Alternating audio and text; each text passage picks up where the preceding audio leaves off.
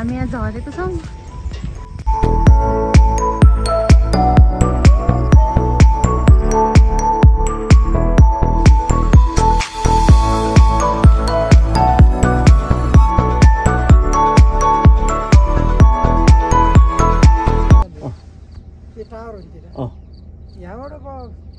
बेसरी लाग्यो भने 5-7 मिनट ए भयो भयो यही राख्नु है त यही राख्यो नि हुन्छ छोपियो भने फेरि बर्बाद त्यो कालिकाको टावरमा जाँदैछौँ हाम्रो भ्यू पोइन्ट हामी यसो यतातिर आज घुमौँ भनेर यहाँबाट जाँदा ठिक हुन्छ कि उता जाँदा ठिक हुन्छ यहाँबाट गइन्छ उता यताबाट सजिलो हुन्छ क्या यहाँबाट अलि उकालो बढी पर्छ भैँसीहरू पाल्नु पऱ्यो कि ल ल ल ल कति हजुरको पुरै भैँसी मेरो मम्मी र भाइ चाहिँ हिँड्दै हुनुहुन्छ। यस्तो राम्रो घाँस नै घाँस भएको डाँडा रहेछ। मेरो बाबा र अङ्कल अगाडि हिमाल पनि देख्न सक्नुहुन्छ। हामी पछि पछि आएर अहिलेसम्म ऊ त्यहाँ रहेछ यो टावर।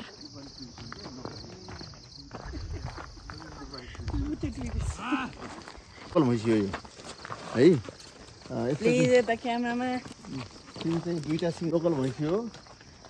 यो चाहिँ हाम्रो स्थानीय लिमे पारकोटे जातको भैँसी हो।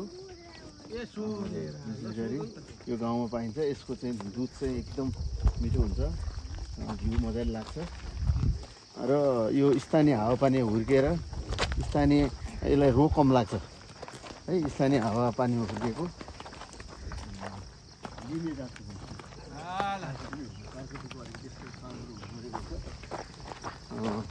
हुन्छ र हामीले आफ्नो गाउँघरमा थोरै चाहिँ जीविकोपार्जनको लागि एउटा भैँसी पालेर जीविकोपार्जन गर्ने र बिहान बेलुका दुध खानको लागि पौष्टिक तत्त्व दुध खानको लागि चाहिँ यसले महत्त्वपूर्ण भूमिका खेल्छ। हाम्रो परिवारलाई पौष्टिक तत्त्वहरू पुग्छ र आय आर्जन एकदम थोरै आय आर्जनबाट पनि खुसी भएर जीवनयापन गर्न सकिन्छ।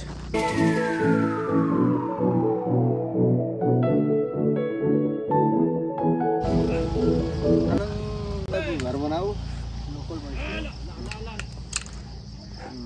यो लोकल कुकुर अझै सानो यहाँ हामी भेट्ने डर हो।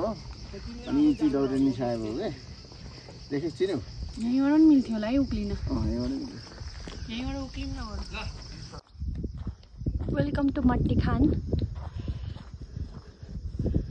राम्रो भ्यू देखिँदो रहेछ यहाँ माथिबाट डाँडाबाट। यहाँ चाहिँ हाम्रो पुम्दीकोटको शिव मन्दिर देखिरहेको छ। अनि यो चाहिँ हाम्रो पिस्तागोडा पोखराको कालिका मन्दिर हुन् वो चाहिँ अकाला माइका मन्दिर पनि छन्। यो के रहेछ यो होटल हो यो रिसोर्ट हो यो होटल। त्यहाँ हेर्न मन लाग्यो हेरे भयो। त्यहाँ माथि कोटातिर दर्शन गरेर जानु मन लाग्यो गए पनि भयो।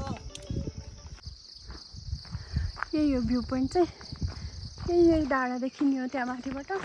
सो हामी भ्यू पोइन्ट गइएन, यहाँबाट देखिने भनेको यही माथिको डाँडा हो। यो माथि पुरै भ्यूहरू देखिन्थ्यो क्या। ठिकै छ, घुम्न आउनको लागि चाहिँ एकदम राम्रो ठाउँ रहेछ। यो हाम्रो मट्टीखान गाउँ स्याङ्जामा पर्छ। नेपालमा विकसित भइरहेको छ हाम्रो गाउँहरू पनि पर्यटनको लागि। डाँडाहरू राम्रो छ ठाउँ त। अलि धेरै मान्छे चाहिँ आउनु भएन होला यहाँ, तर यो अलि हिडन ट्रेजर नै जस्तो छ। हाम्रो अरू साथीहरू पनि आउँदै हुनुहुन्छ।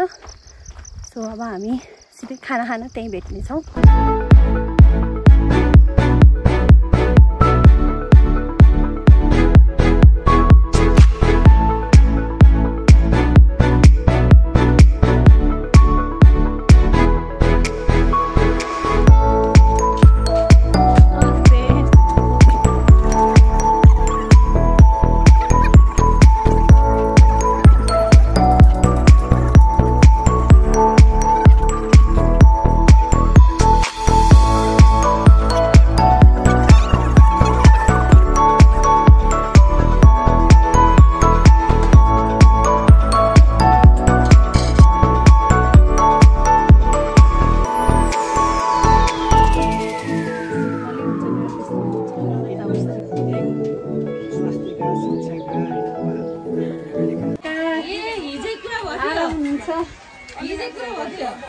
बसन न मै खाम है मैले ल्याएको छु कि सुगम घरबाट बनाएर अहिले फेरि पार्न लगाएँ खाना हाइजिनै खाने चिज हो त्यो बनाइदेऊ शीतलै हुन्छ यसो 1-1.5 किलो चिनी दियो भने बनाइन्छ कि उति बनाएर ल्याएको छु कि है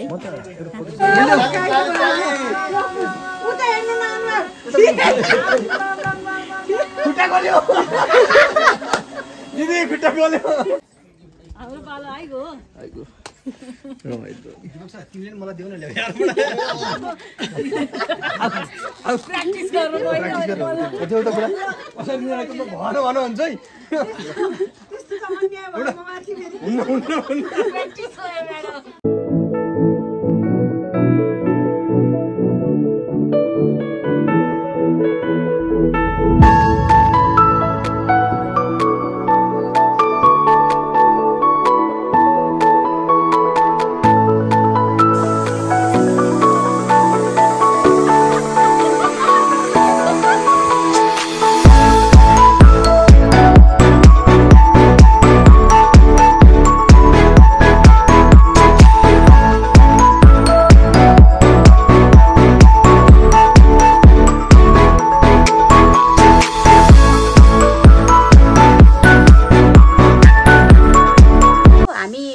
नगरपालिका वार्ड नम्बर 3बाट स्याङ्जा बाटखोलाबाट हामी 4 जना साथीहरू मिलेर हामी साइला साइलीको होमस्टे यहाँ रामकोट फेदी खोलामा आयौँ।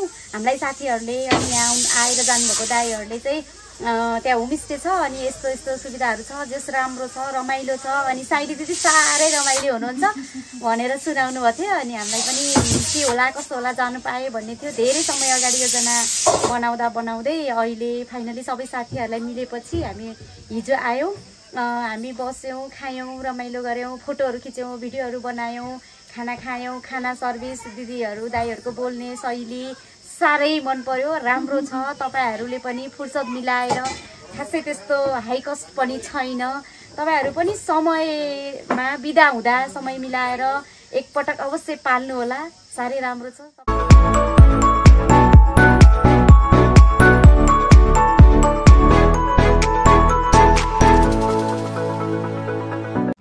चढेर हेर्न पाइयो भने पोखराको सम्पूर्ण भ्यू देखिन्छ। त्यो जानै पर्यो त्यहाँ ठिक छ नजिकको ठाउँ हो नि त। अनि त्यो मन्दिर पनि जसको नामबाट यो ठाउँको नामकरण गरियो त्यो मन्दिर जाउँ।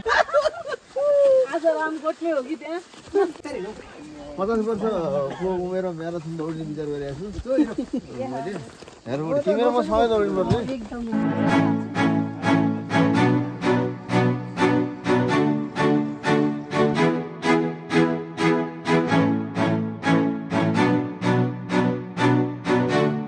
कसैको टायरलाई होइन देखाउने हो तिम्रो मेरो जोडिदियो